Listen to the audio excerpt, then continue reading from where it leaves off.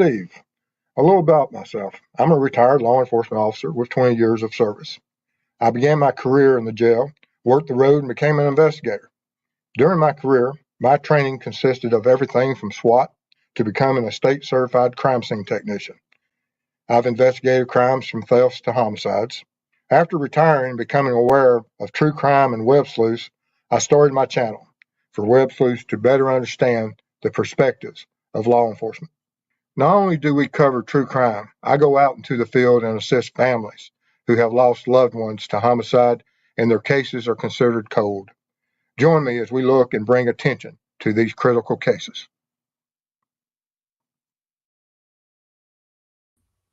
Hello, everyone. I'm glad you're able to join us tonight. And welcome here if you're new to the channel. And while you're here, if you're in chat, I'll be doing a presentation. And during that presentation, if you have any questions, just throw them in there. As the show progresses, I'll try to keep up with as many questions as I can. And want to thank everyone for being here tonight and for the views. Give it a thumbs up, subscribe, share it with your friends, for the fact that through creating this content, we go out into the field, we work cold cases, and like I showed at last show, our foundation cold case, we go out and help families across the country. It doesn't cost these families anything, and it's through the viewership, it's through y'all subscribing, memberships, sharing our videos that allow us to go out there and do that. And for that, I want to thank you. But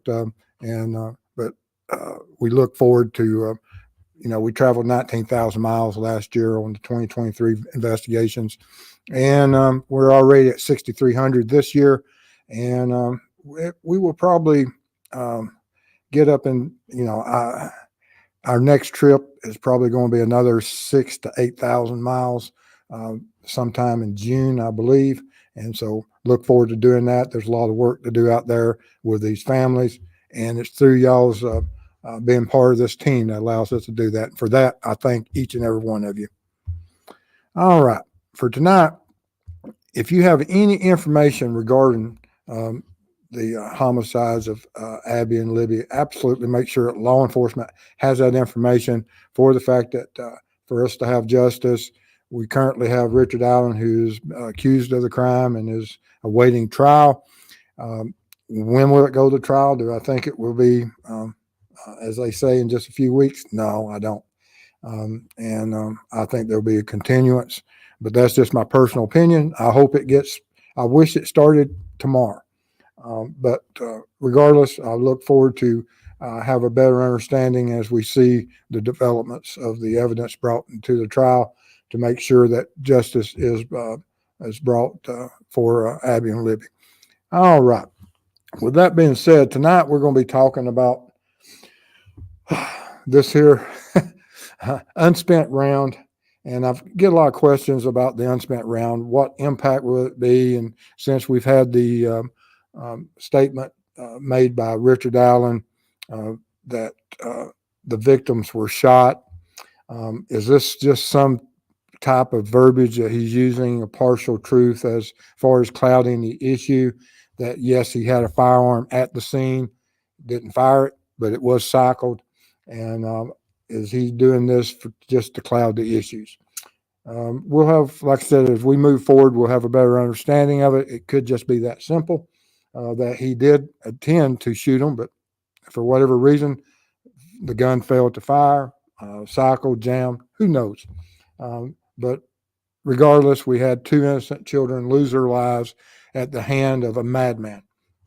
And if this is Richard Allen, then of course we await that evidence so that we will absolutely know for a fact that it was him that is responsible.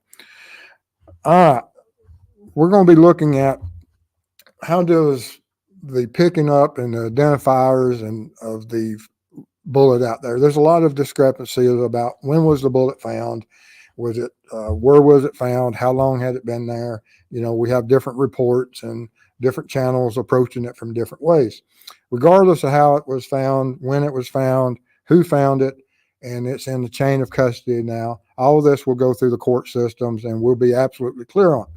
But when we look at these bullets, that when you look at the head stamps, they're quite easily identified. I mean, you can look at the top left and you see the head stamp Federal. That's a brand of ammo. The top right is Winchester. That's another brand of ammo. On the bottom, we have Blazers, the bottom two. And there's a reason I have those bottom two being the same brand. And these, this ammo and stuff, when it comes and its box, like, man, you can buy big boxes of ammo. There's 100 round in this box. And this is 40 caliber ammo. All this ammo I'm using tonight is for 40 ammo. And, you know, you got 50 round boxes, 100 round boxes, and you even have where you can buy, I think these are 20 round boxes here, of these Libby small boxes of ammo. So ammo comes in a lot of different size or round counts, from 20, 50, 100, 500,000. Just depends on how you, if you buy it in bulk or not. But like I said, if you picked up these rounds and if they're just sitting there on the ground on the side and you're not seeing the head stamp, and from this head stamp, you also see that there's another component of this. Not only do you have the clear identification of which brand it is, the center section, we have 3 of them that have little silver disc. And then we have one that has a little gold disc dead center. Those are the primers. These primers are something that is a component of the that has to be there for the fire, for the round, that when a hammer strikes a firing pin strikes the primer, causes a ignition of the gunpowder and expansion of gases that drives a bullet downrange. And this is, let me take this out just for a second and show you that if this was an unspent round and this round is sitting in the chamber, imagine that my left hand here, which is reversed of everything, but is a chamber, that whenever the firing pin strikes the primer and the ignition occurs and the gas powder expands and it pushes this bullet, it will separate. This is the bullet. It will separate, the projectile will separate from the casing inside the chamber. And I'm going to use some highly technical terms. It goes really fast down the barrel. And and the barrel has rifling in it that will cause this bullet to rotate and stabilize as it goes down range. And there's all different types of shooting, from recreational to self-defense. And it's due to that, this little projectile, this bullet, which is, this is a jacketed bullet here. And the bullets I'm doing tonight, when we look at it through the presentation, you'll see that when you're looking at the side view of them, that they're almost identical to each other. And this is same brand bullet. These are Blazers, the manufacturer of these bullets. And side by side, they're both 40 caliber. They look identical to each other, but there's a difference between these two. And by just picking it up, you wouldn't know it. But if you weighed them, you would be able to tell that, yes, there's a difference between these two bullets. And that's what we want to talk about tonight, that how could this bullet that was found at the scene be deconstructed, disassembled, or whatever you want to, verbiage you want to use about how to analyze this, that through each of these components, we would be able to identify this bullet. And I appreciate all the questions about, you know, the emails I get and the comments I get about how does a bullet and what part of a bullet and an unspent round and what is an unspent versus a spent round. And, you know, when you have an unspent round, let me get out here again right quick. You have an unspent round that has a fully assembled, it has a bullet, a casing, a primer. And so this is an unspent round. And this round has never been cycled through a firearm. But if I stuck it into a magazine of one of my firearms or something and racked the slide back, it would cycle into the gun. Wouldn't fire until I pulled the trigger. And then if you pull the trigger, then you go to something that would create a spent round or spent casing. And you can see that with a spent casing, that the bullet part up at the top is gone and you just have this casing. It becomes a spent casing. It ejects from the slide and goes over there, and we know we don't know for a fact that there wasn't some rounds fired that day at the crime scene. We just don't have any evidence saying and supporting that Richard Allen fired his firearm that day. We just don't know those facts yet. But before we get much further, let's go into, bring those up so y'all can look at these bullets as they're side by side. All right, let's see who's in chat. We got Tyler, good to see you. True Crime Time, good to see you. Wicked, Barbara Hall, excellent, glad to see you, Barbara. If you don't know who Barbara Hall is, look up Timmy D's case. She is the mother of Timmy D's and has been fighting for justice in his case for a long time. And absolutely go out there and support her any shape, form, or fashion that you can. She is absolutely phenomenal. Got Cunningham in the house. Josh the Posh, Sensei, good to see you.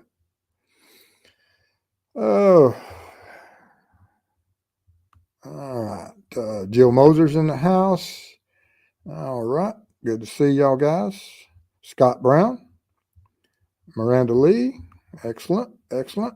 And like I said, if you have any questions, we appreciate it. And Caroline is from South Gardner, Maine. Good to see you. You're way up there. All right. Miranda, Michelle. Well, I'm glad that you made it and you're able to watch it live tonight. Cindy he says, hi, Steve. Just found your channel yesterday. I already hooked on your knowledge and look forward to learning more. Thank you. I appreciate it. I hope I can show you and share some information that doesn't confuse the issue anymore than what we have now, because there's a lot of discrepancies about how people look at everything from the Franks motion to what the state has and the probable cause affidavits. And there's arguments against, and this is a very unique case. And even with this bullet, it's going to be something that they're saying that the unspent round with the characteristics that's been identified as being cycled through the weapon is junk science. If you listen to the defense, and then of course, if you listen to the state, it's right the opposite. Somewhere in the middle, as the court goes through and the expert gets up there to testify, they'll testify to that. But with it being unspent, there's a little bit more, I think, that can be brought to the table. And I hope that will be the case. Because like I said, if you picked up these two bullets or you picked them up independently, you wouldn't be able to tell that, oh, they're totally two different bullets. They're the same caliber. They look just alike. They're the same color, but there's differences. And that's what we want to talk about. And part of the thing that on each of these boxes of ammo, that when you purchase one, if you go in there, somewhere's in the box, inside the cover or on the edge, that on the left box, you see these 6 digits, B27R37. That's a lot number. On the right, you have J22Q34. That's the lot number.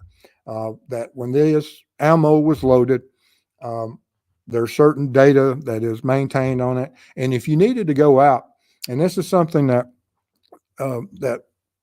might occur, especially since it's 5, 6, or even a 20-year-old case, that if you were looking for a lot number of ammo, that if you went to a suspect's house and you found an empty box of ammo, and but at the crime scene, you found a unspent round, such as what was found here at the Delphi case, that you have an empty box and you don't have anything to compare from the crime scene to this empty box, a lot number, but you think, and you've looked at it, you've deconstructed, disassembled that bullet, and everything says that, yes, this bullet, it matches the same brand, it matches the weight, bullet projectile, everything is leading you down a path saying that, yes, this bullet is linked to that box.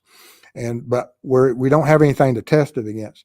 You could go out there and search through records and see who else may have purchased firearms back during that same time period that may have purchased ammo. And you would be amazed at how many people, when they purchase a firearm, of course, they purchase something off of the shelf. So that as far as the ammo, And if it's from a local store, small community, that you can go back for many, many years, and whatever box of ammo that Richard Allen had at his house, I would almost guarantee that from where he purchased his gun, purchased his ammo, that if you went to that store and you found other people that had purchased a firearm of a similar caliber during that time period, regardless if it's the same brand firearm, but that if they bought ammo, that they may have purchased similar boxes from the same lot number.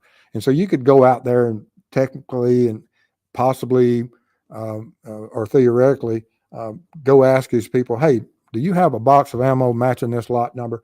And so that regardless of how old it is, there's ways of tracing back and possibly finding other ammo from it. For the fact that I don't know how well the manufacturers keep the data on the ammo, or if they keep a sampling of that loaded ammo in some type of database. They could. I don't know. I don't know how the manufacturers work, but if they do, that's great. But because if you look at the FBI keeps remarkable databases on things that you would never imagine. They even keep databases on inks, so that if they ever get a letter written from a certain part of the country, they can analyze that ink and they can tell you where it comes from. It's absolutely amazing the types of databases out there. It's maintained by the federal government of being able to go out there and track certain things. But and that's the importance of these lot numbers. But and then you see that when we pull and you see the full flap and you get the full description of this type of brand, that while these bullets look identical, one of them's 165 grain projectile bullet. The other is 180 grain full jacket, full metal jacket, as it says on both of them. That's what FMJ is, full metal jacket. And both of them 40 Smith & Wessons. One's 165, one's 180. But looking at the picture itself, you wouldn't be able to tell it from looking at it from the size. You wouldn't be able to tell it the difference between the two by looking at the head stamps.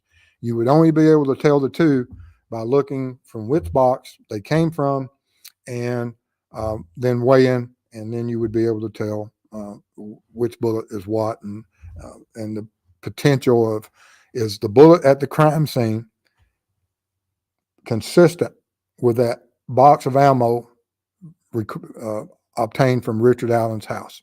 And you can go in there and weigh each part of the component and identify that. And did they? I expect so. Let's get back in the chat here right quick. All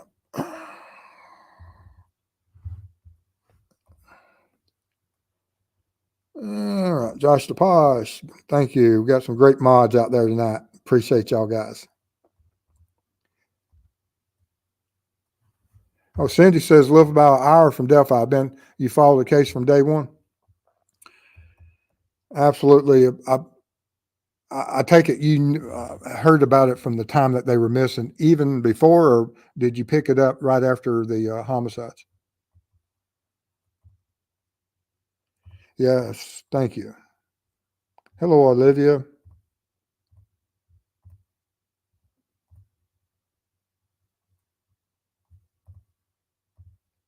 CJK is in the house. Anna Lizette is in the house. Peggy, good to see you. Miranda's watching the NFL draft. Piper's Dream. Excellent.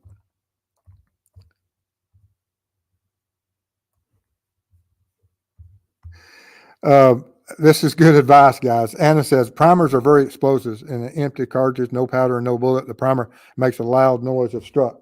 And fortunately, as I was deconstructing, disassembling these bullets earlier today, took them straight from the box and pulled the projectile or the bullet from the casing, and while I was pulling them apart, I was in Mrs. Steve's kitchen. Stayed away from the stove because, after my last accident of catching the groceries on fire, Mrs. Steve doesn't want me around the stove with gunpowder.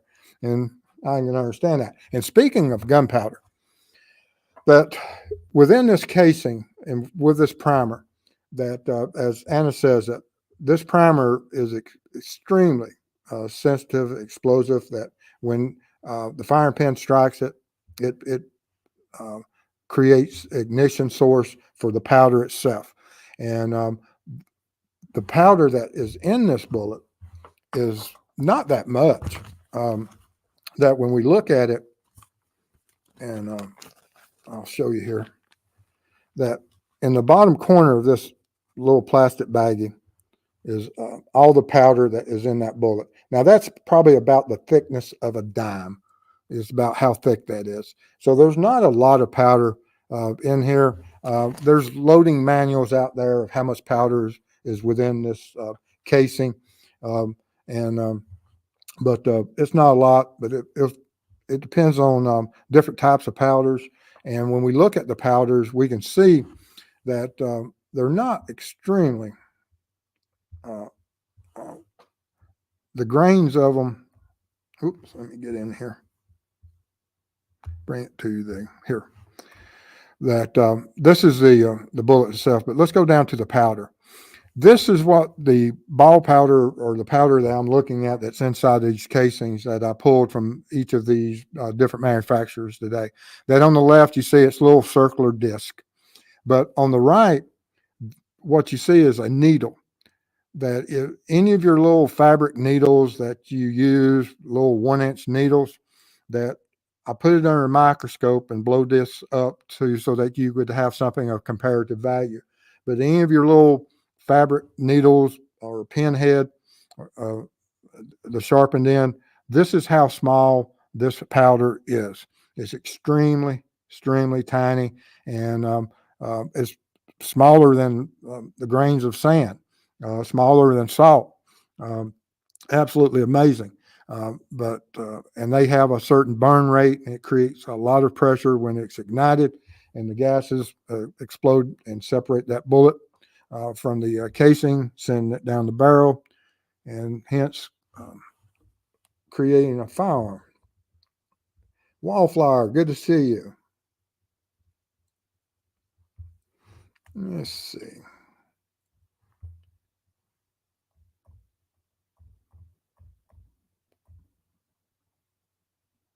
Stephen, good to see you. Excellent breakdown, Mr. Steve. We're all learning here tonight. Thank you. There's some, I've done some reloading in the past, and there's a lot of people out there. I think Anna said her husband loaded, and there's a lot of people out there in the firearm industry, recreational areas that load and their own bullets or rounds, and enjoy that part of the shooting, recreational shooting. And I've done it in the past, but there's so much ammo out there from different calibers and stuff, and we don't know which round was at that crime scene. There was a lot made about that during one of the interviews. Lesby, on his desk, there was an unspent round that was noted as far as being exhibited on his desk. When that first occurred, people made references to it of what did that mean and why was it there. And a lot of people have readdressed that issue since then. Was he trying to communicate with the offender? And what did that mean? It's possible. Like I said, law enforcement has a lot of different strategies.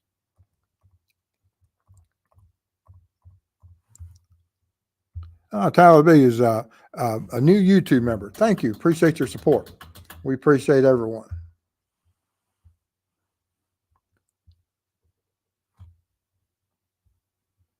Oh, look here, and gifted 10 True Crime Web memberships. Thank you. Appreciate that. That means a lot to us. We're about to go on the road. Like I said at the beginning, we went 19,000 plus miles last year, and we're going to beat that this year.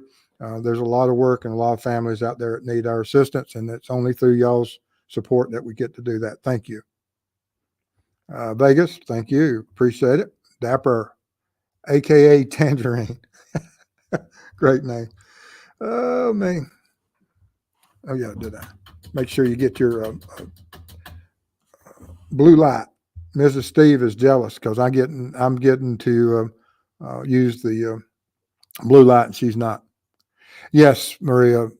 Timmy D is missing son to Barbara Hall, and everybody absolutely. She is a great lady. I admire her so much. Texas Ranger, good to see you. Jacqueline, good to see you. Big Bird. Big Bird 420, good to see you. Oh, man, that's funny. Barbara says, hello, Mr. Steve.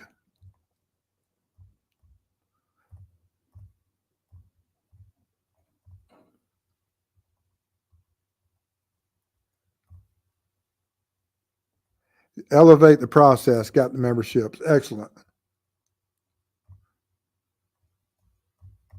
I'm glad to have y'all on board. And our members, we have, whenever I'm not on the road, but even when I'm on the road, I try to have meetings with our members on Sundays at 7. It's all our members. So we'll get together and I try to do an hour or so with our members, answer any questions that I might miss during the week.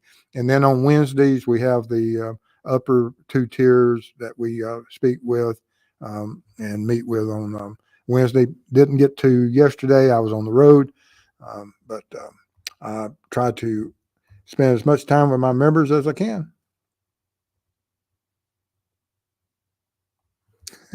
Maria said her son is a military artillery specialist. Thank him for his service. You could probably find almost any type of bullet in our house. Jacqueline says, has law enforcement ever recovered missing clothing from one of the girls? I don't know if they've recovered everything or not, but I know it has been noted in some of the search warrants and affidavits. Carolyn says, extractor marks are super doubtful to me. I worked at Brown and Sharp in an apprentice program, metallurgy and machining apprenticeship, not buying the individual firearm ID. Fair enough. But the courts recognize that there are experts out there with certain amount of training, that their opinions can be presented to a juror. Doesn't mean just because their opinion is presented that the juror has to absolutely take it for what it, because we're going to have experts from each side, and which way will they be swayed? We won't know. A lot of these jurors sometimes, when they have opposing experts, they just even kill, weigh it out, and not pay much attention to either one of the experts, and just go by other evidence. And this is other evidence that's going to be very important, because they'll be able to go in there and look at the components. I'm hoping that there's something very unique about the bullet that was left at the crime scene. And I'm hoping it's from that lot number. And I'm hoping that there's certain characteristics, because even here, if you'll look at this, whenever you're on your screen, if you'll blow it up, that you'll see that I have one of the bullets on the bullet itself, or the projectile itself, has one dot on it. That's the Blazer manufacturer. And you'll look at where you have a little shoulder and you have a little rim in the bottom fifth of the image. That's the casing, and where the bullet itself is slid inside the casing, and there's a crimping process of pressure being applied to the case in there, that if it's not crimped, and this is important to realize, that without crimping, the projectile would just fall out of the bullet. I manipulated this earlier today, and I deconstructed it, took some pliers, and I pulled them apart. But this in here is it's a pristine, brand new, uncycled, unspent round, and there's no way I can pull this bullet out by hand. I would either have to have a bullet puller or put it in the vices like I did earlier to create this exhibit, that without pulling it in and out with a pair of pliers. I wouldn't have been able to do that with my vise. And so that's important to note. And that's how come crimping is important. And if you look over here where we have two dots to the right, you'll see that there's a crimping process that's far different than what the top left is. The top left, you have square shoulders of the casing.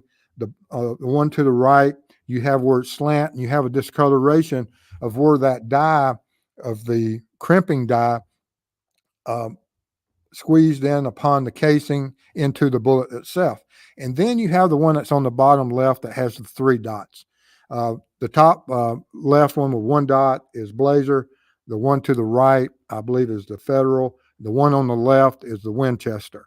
And you'll look at the shoulders and the bullets themselves, and you'll see that there's differences opinion of observation of what it looks like as far as how these rounds, each of them were crimped, and they have a different appearance.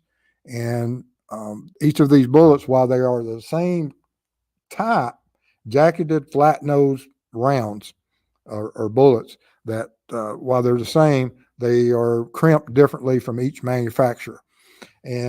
But that manufacturer, whenever he creates these, and they load this ammo through their crimpers and their the assembly line of primer is inserted, powder is inserted, the bullet casing goes down, and the projectile is put on top.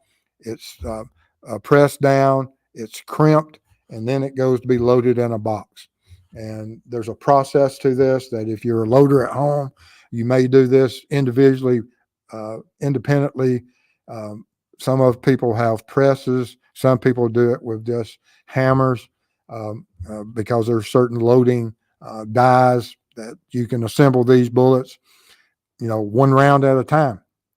You don't have to have a machine shop to load this ammo. And this is, if you look inside that jacketed bullet, this is looking at from the base of the projectile. This is a round. This is this little bitty thing that I'm holding here. That this is what sets down. That this is the casing, and this projectile sets down inside the casing about halfway. And so, and this is what you're looking at here. But if you looked at the back end of it, that's sitting inside the casing, there's a lead core. The outside of it is the full metal jacket, and hence that's where you come up with the name Full Metal Jacket. Now, at the crime scene, we don't know what it was. Is it a jacketed bullet? Is it a hollow point? Is it a lead bullet? Because there's a lot of different types of bullets out there that you can buy across the counter. And each of these bullets, and when they executed the search warrant at Richard Allen's house, they were looking for a specific type of bullet. No ifs, ands, or buts about that. That when they got there, if they suspected Richard Allen, which they did, you can read the probable cause affidavit. But when they went to that house, they absolutely owned their minds, and what they were targeting is what type of ammo can we find at that house that possibly links Richard Allen through whatever analysis to that crime scene.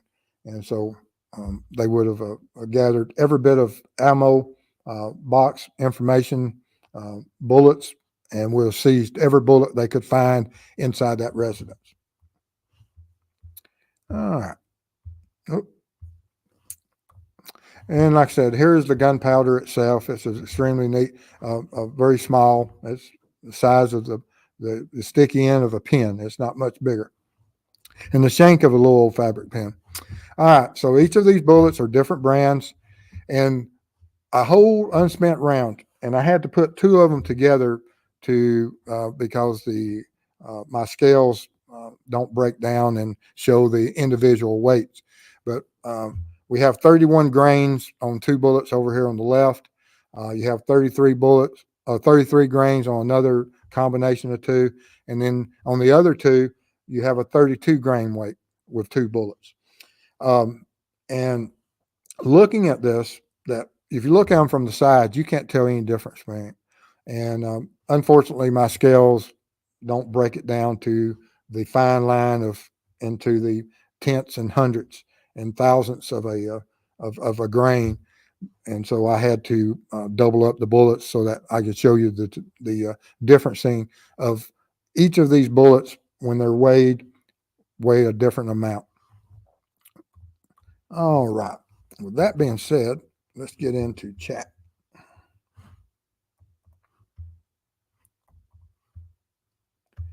All right, guys. Appreciate y'all hanging with me tonight.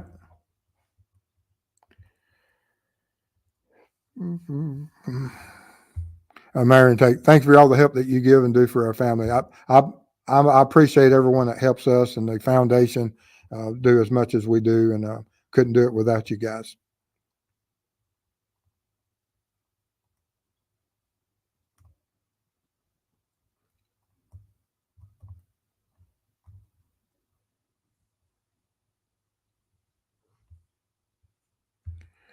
In the Allen, if the Allen seldom shoot, go out and target practice. Yes, I've seen a lot of people. I worked a shooting one time. The fellow didn't die. Well, my partner was the main investigator on it, but he found an individual that was laying in a ditch, been shot 6 times with ammo that was manufactured. Now we're talking about this was in the 2000s, and the ammo was manufactured in the 60s, and that probably helped. He survived it. He was shot, laid in the ditch overnight. It was pretty cold, so that probably helped also. And but he survived the shooting, laying in that ditch overnight with some ancient ammo. And I'm sure the powder wasn't it wasn't up to snuff, but it was enough to put him down and knock him down and left him laying in the ditch overnight, but wasn't enough to end him. He was a bad guy, and he messed with the wrong good guy, because the wrong good guy got his oldest gun he could find, I guess, and shot him.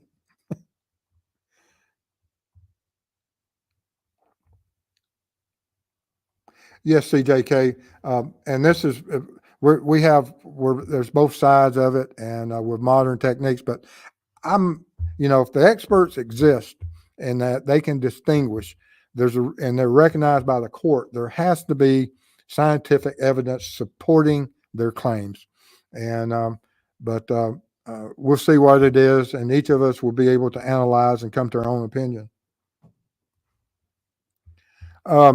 Josh Saposh, do the ejector marks a weapon makes change over time as the weapon ages?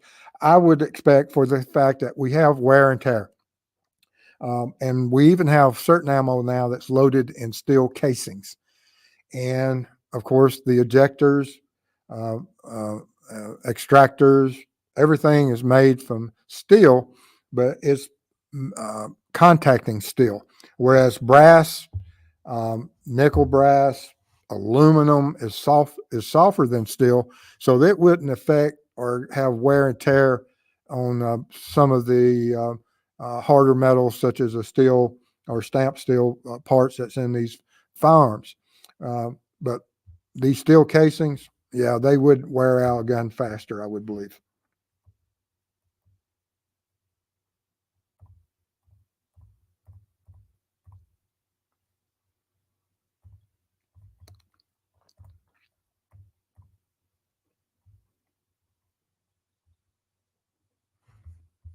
Okay. Anna says that her husband loaded his own ammo. Outside the grid. Hello. Good to see you. Bama Sins here.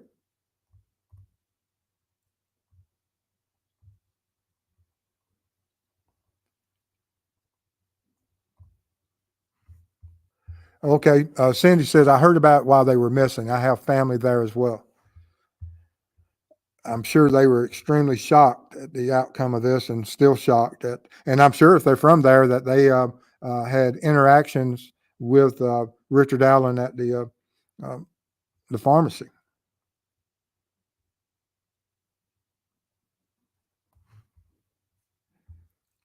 Grains. I think grains of powder are different than grains of gunpowder as far as weight. I think. I don't know. Whenever I weighed uh, my powder out, it was through a scoop. I never mass produced, and or I had a. I'm trying to think what that tool is called. That as it goes through uh, the loader press that I had, but it fed the primers individually. It gave it charged a certain amount of grains of powder, and then of course the bullet itself is grains. But I don't know what the difference between the two are.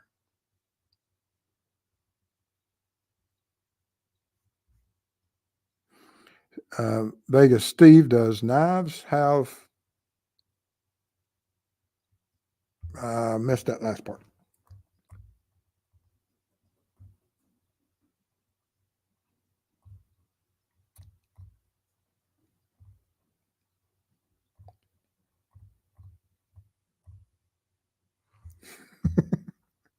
Yes, if you burn up a bag of grocery, Mrs. Steve just looks at you and shakes her head, and then fortunately or unfortunately, she's in Florida right now, and so I was able to go into the kitchen and play with bullets and gunpowder, and no worse to wear.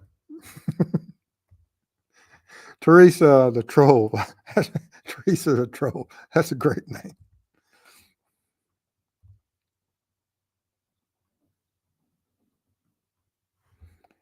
I don't know. There's no telling what is in these grains, but it could be.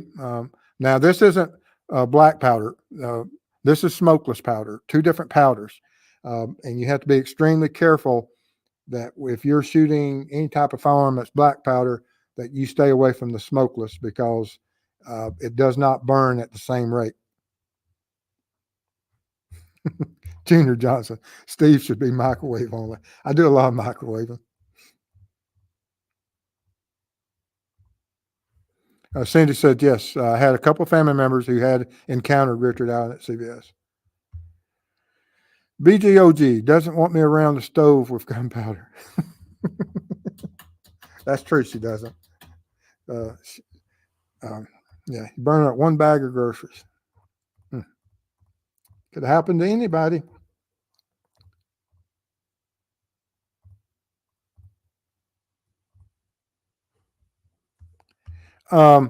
Steve, does knives have numbers on them like guns do when you track it back where you got it or maybe where it came from? No, I'm sure that there's some individuals out there that make their own knives that have a tracking process or a maker's mark. But there's a lot of different types of knives out there, and some of them may have a maker's mark in that they're designer knives or stuff, but most of them, no, not that I know of. Now, if they're creating a specialty line, that this knife is one of 1,000, you might be able to have that. It would have a specific model number and a manufacturer number, but typically knives don't. I've broke hundreds of Mrs. Steve's knives. And I've got some of them laying around here in some of the drawers. Oh, poor Mrs. Steve.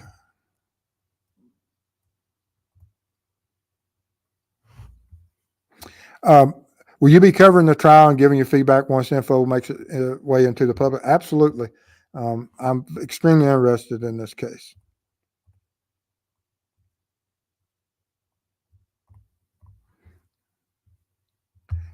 Josh Saposh, coffee for the road, Mr. Steve. Thank you. Appreciate that.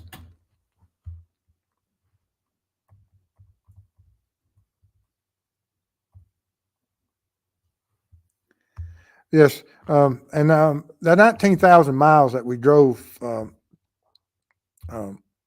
last year, that was scattered. I think that was 6 trips, over 6 trips. So each trip averaged about 3,000 miles, a little over 3,000 miles. And but this year, my first trip was 6,300 miles. My next trip will probably be close to 8. It'll be far more than 6,300.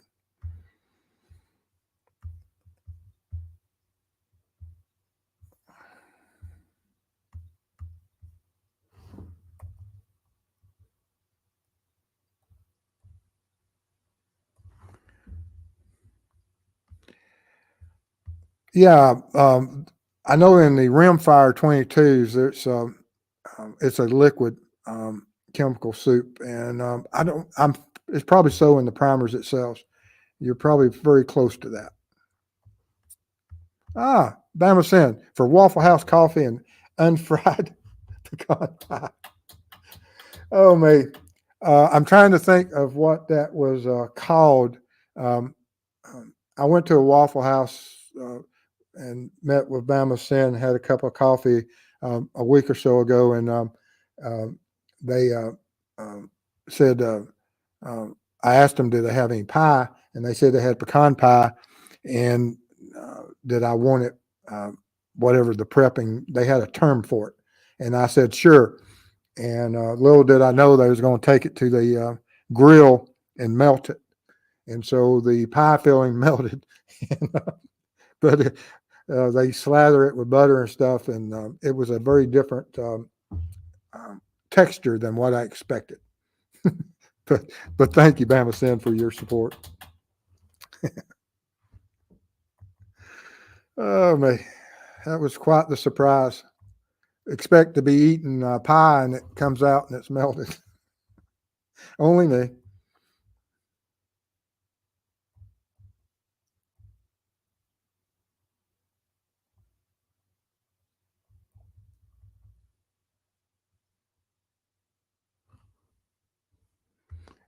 Yes, I went out and met with Chris, and we went up into the uh, Timber Creek and spent several days, probably, I don't know, 4 or 5 days at least, and a beautiful country, remote.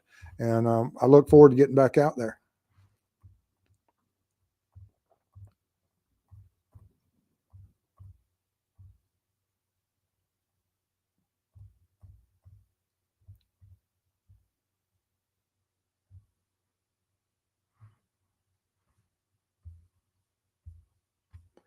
Oh yes, yes, we'll be out west again, and like I said, I may.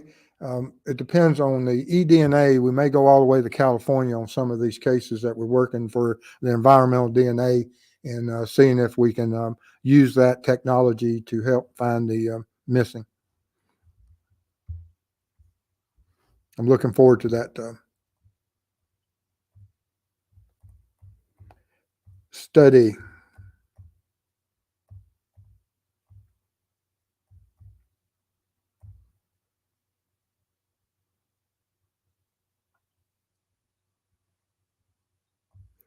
Just trying to catch up with.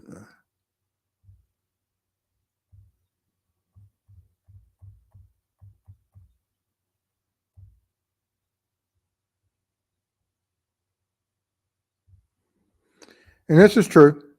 It's important to know that long accepted science in courts like fingerprint, tire marks, footprints, and many other types of evidence will have the experts say, in my opinion, and consistent with. And there's a reason for that. It's not that the expert, what he's testifying to is totally his opinion. And that's how come you get to be classified as expert. Otherwise, whenever you go and you're a witness, you can only testify to facts that are within your knowledge that you saw, participated in, was a part of, things that you know firsthand. But as a expert, you can go in and analyze and test and view something and use all your training and become qualified as an expert and offer your opinion and state things like, this is something that's consistent with what you saw in your training and in other cases of where you offered an opinion. And there is, like I said, you're going to see a lot of that.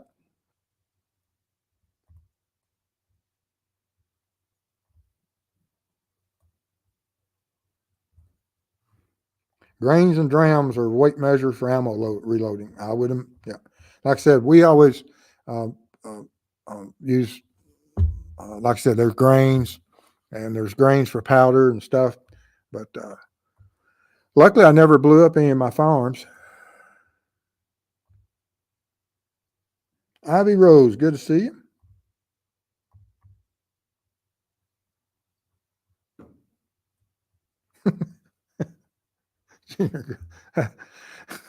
I don't think it was that extreme to the killer who may be in this room. We might have interviewed you. Yes, that was said, but got the prescription from you.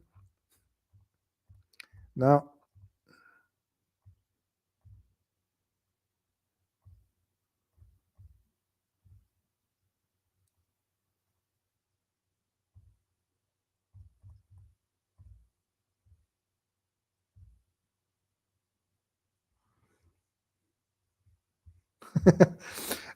True Crime Web just set up an all-day live stream outside the courthouse. That would be interesting. There's a lot of characters that go to the to the Delphi cases, and there's a lot of great channels out there. Some of them have a little bit more drama than others, but they serve a great purpose of bringing awareness to this that we can all use as a that when we speak with our children and make them understand about catfishing, awareness, and the dangers that are on the internet out there. It's absolutely amazing. You burnt your plastic microwave cover. I can't say much. I've been there.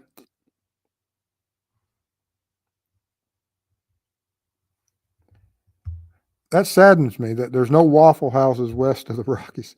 There's very few west of Texas, where I've been. This part I was in.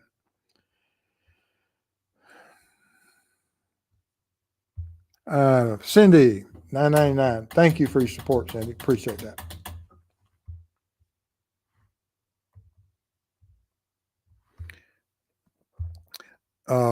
Barbara says, that's what I'm thinking about doing, living at the courthouse. You've done quite a bit of work at the courthouse.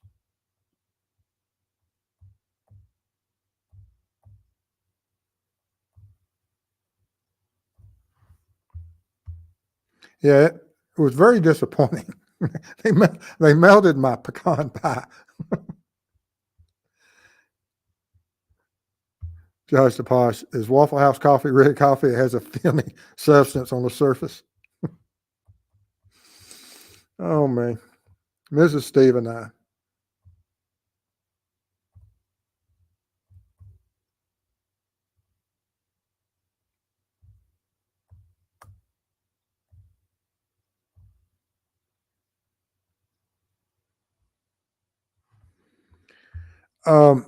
True Crime Web, the expert will say consistent with and based on my experience, this matches the defendant.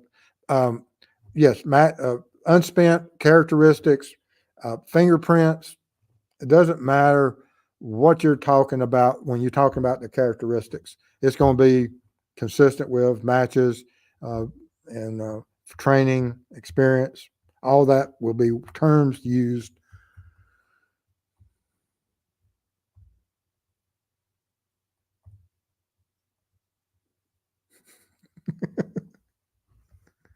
No, you're not going to get timed out for dissing the Waffle House. Oh, that's sad. There's no Waffle House in the UK. Y'all need a franchise.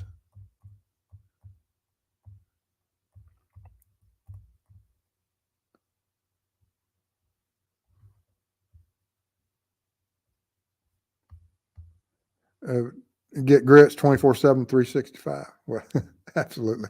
Well, guys, I got caught up in chat, and I hope I got everyone. And before I get out of here, like I said, I want to thank Tal for becoming a YouTube member, for gifting our 10 memberships, for BG being a member for 7 months, and and Mrs. Steve bringing up that she doesn't like me around the stove with gunpowder. Josh the Posh, the $5 for coffee. And Bama send the $20 for the Waffle House and unfried pecan pie. And then Cindy with $9.99. We appreciate it for the fact that we'll use all those funds when we go back on the road, and we'll be doing that probably in the next 4 to 5 weeks if everything goes well. Sooner, if I hear some good information, just depends. There's a lot of logistics and things that we have to do as we prep to go on the road for these cold cases, and trying to get everything aligned in our meetings, getting access to certain records, certain properties, and then going out and spending time on the road. There's a lot of things that have to come together whenever we do these trips. And like I said, we couldn't do it without our members, our subs, and the thumbs up, sharing. And once again, I want to thank everybody for everything that y'all do for this channel. Couldn't do it without you. And if you check out our True Crime Web .com, the website, and it has access to other, not only to our foundation, but it also has to a database involving, or where you can get all the information about missing children across the United States. And but anyway, guys, we appreciate it. Y'all stay safe out there, and we'll see you soon.